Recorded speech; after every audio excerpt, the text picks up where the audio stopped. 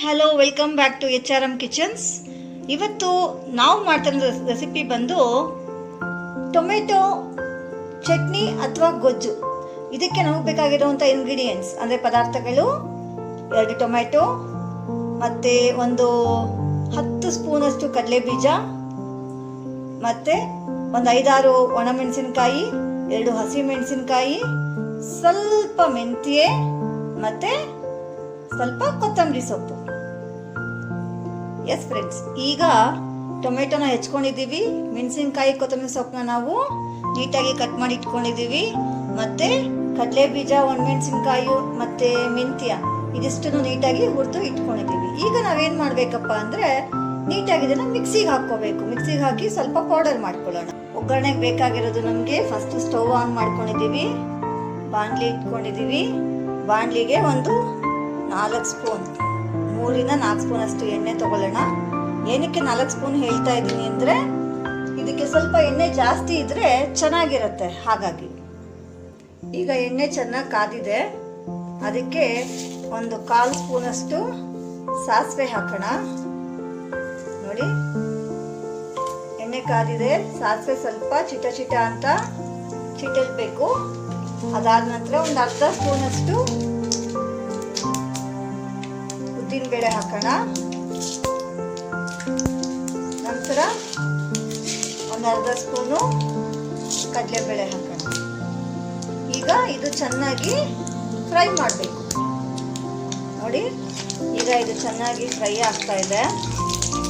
ಸ್ವಲ್ಪ ಕೆಂಪಗಾದ್ಮೇಲೆ ಇದಕ್ಕೆ ನಾವು ಹಸಿಮೆಣಸಿನಕಾಯಿ ಮತ್ತು ಟೊಮೆಟೊನ ಆ್ಯಡ್ ಮಾಡಬೇಕು.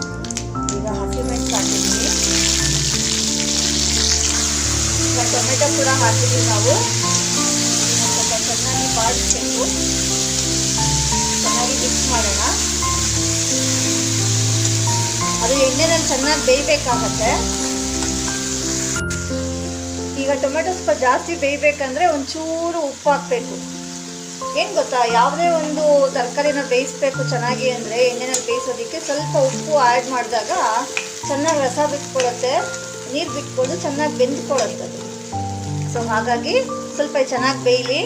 ಒಂದು 5 ಮಿನಿಟ್ಸ್ ಇದನ್ನು ಮುಚ್ಚಿಟ್ಬಿಡೋಣ. ಈಗ ಹುರಿದಿರುವಂಥ ಕಡಲೆ ಬೀಜ, ಒಣಮೆಣಸಿನಕಾಯಿ ಮತ್ತು ಮೆಂತ್ಯ ಏನನ್ನು ನಾವು ಹುರ್ಕೊಂಡಿದ್ವಲ್ಲ ಅದನ್ನು ಮಿಕ್ಸಿಗೆ ಹಾಕ್ಕೊಳ್ತಾ ಇದ್ದೀವಿ. ಈಗ ಈ ಥರ ಪುಡಿ ಮಾಡ್ಕೊಂಡಿದ್ದೀವಿ ನೋಡಿ, ನೀಟಾಗಿ ಪೌಡರ್ ಆಗಿದೆ. ಇದನ್ನು ನಾವು ಟೊಮೆಟೊ ಏನು ಬೇಯಕ್ಕೆ ಹಾಕಿದ್ದೀವಲ್ಲ ಅದನ್ನು ಚೆಕ್ ಮಾಡಿ ಅದು ಸ್ವಲ್ಪ ಬೆಂದಾದಮೇಲೆ ಇದನ್ನು ಮಿಕ್ಸ್ ಮಾಡಬೇಕಾಗುತ್ತೆ.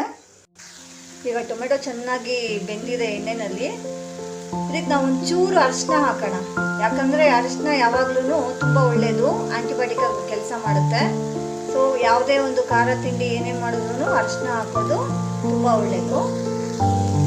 ಈಗ ಒಂದು 1/4 ಚಮಚ ಅರಿಶಿನ ಹಾಕ್ತಾ ಇದ್ದೀನಿ. ಈಗ ಚೆನ್ನಾಗಿ ಮಿಕ್ಸ್ ಮಾಡೋಣ. ಇದನ್ನು ಬೆಂದಿದೆ, ನಮ್ಗೆ ಯಾವ ರೀತಿ ಬೇಕೋ ಆ ರೀತಿ ಸ್ವಲ್ಪ ಉಪ್ಪು ಆ್ಯಡ್ ಮಾಡೋಣ, ರುಚಿಗೆ ತಕ್ಕಷ್ಟು ಉಪ್ಪು. ನಾನು ಇದಕ್ಕೆ ಒಂದು 1/2 ಸ್ಪೂನ್ ಉಪ್ಪು ಹಾಕ್ತಾ ಇದ್ದೀನಿ. ಚೆನ್ನಾಗಿ ಬೇಯ್ತಾ ಇದೆ. ಈಗ ನಾವೇನು ಪುಡಿ ಮಾಡಿಟ್ಕೊಂಡಿದ್ದೀವಲ್ಲ ಅದನ್ನು 2 ಸ್ಪೂನ್ ಹಾಕೋಣ ಇದಕ್ಕೆ. ಈಗ ನಾವು ಮಾಡ್ಕೊಂಡಿರೋ ಪುಡಿನ 2 ಸ್ಪೂನ್ ಹಾಕ್ತೀನಿ. ಇದರಲ್ಲೇ ಮೆಣಸಿನ್ಕಾಯಿ, ಒಣಮೆಣಸಿನ್ಕಾಯಿ ಎಲ್ಲ ಹಾಕಿರೋದ್ರಿಂದ ನಮಗೇನು ಬೇರೆ ಚಿಲ್ಲಿ ಪೌಡರ್ ಬೇಕಾಗಲ್ಲ ಖಾರಕ್ಕೆ. ಜೊತೆಗೆ 2 ಹಸಿಮೆಣಸಿನ್ಕಾಯಿ ಹಾಕಿರ್ತೀವಿ, ಸೊ ಹಾಗಾಗಿ ನಮ್ಗೆ ಅಷ್ಟೇ ಸಾಕಾಗುತ್ತೆ. ಇನ್ನೂ ಜಾಸ್ತಿ ಖಾರ ಬೇಕು ಅಂದರೆ ಸ್ವಲ್ಪ ಒಂದು 1/2 ಸ್ಪೂನಷ್ಟು ಚಿಲ್ಲಿ ಪೌಡರ್ನ ಆ್ಯಡ್ ಮಾಡ್ಕೋಬೋದು. ಈಗ ನಾನು ಇದಕ್ಕೆ 1-1.5 ಸ್ಪೂನಷ್ಟು ಹಾಕಿದ್ದೀನಿ ಪೌಡರು. ಈಗ ನಾವು ಮಾಡಿರೋವಂಥ ಕಡಲೆಕಾಯಿ ಟೊಮೆಟೊ ಗೊಜ್ಜು ರೆಡಿ ಇದೆ.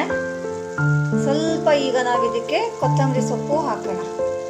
ಕೊತ್ತಂಬರಿ ಸೊಪ್ಪು ಕಲರ್ಫುಲ್ಲಾಗಿ ಕಾಣಿಸ್ತಾ ಇದೆ, ಜೊತೆಗೆ ಟೇಸ್ಟು ಕೊಡುತ್ತೆ.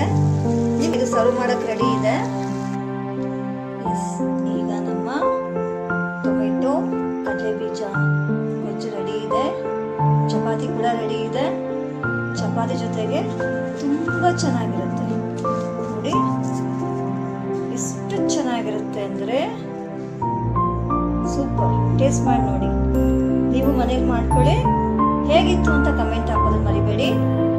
ಜೊತೆಗೆ ಇನ್ನೂ ಹೆಚ್ಚು ರೆಸಿಪಿಗಳನ್ನ ನಿಮಗೆ ಹೇಳ್ಕೊಡ್ತೀವಿ. ಅದಕ್ಕೆ ಅದಕ್ಕೆ ನೀವು ಮಾಡಬೇಕಾಗಿರೋದಿಷ್ಟೇ, ಲೈಕ್ ಮಾಡಿ, ಶೇರ್ ಮಾಡಿ, ಸಬ್ಸ್ಕ್ರೈಬ್ ಮಾಡಿ. Thank you.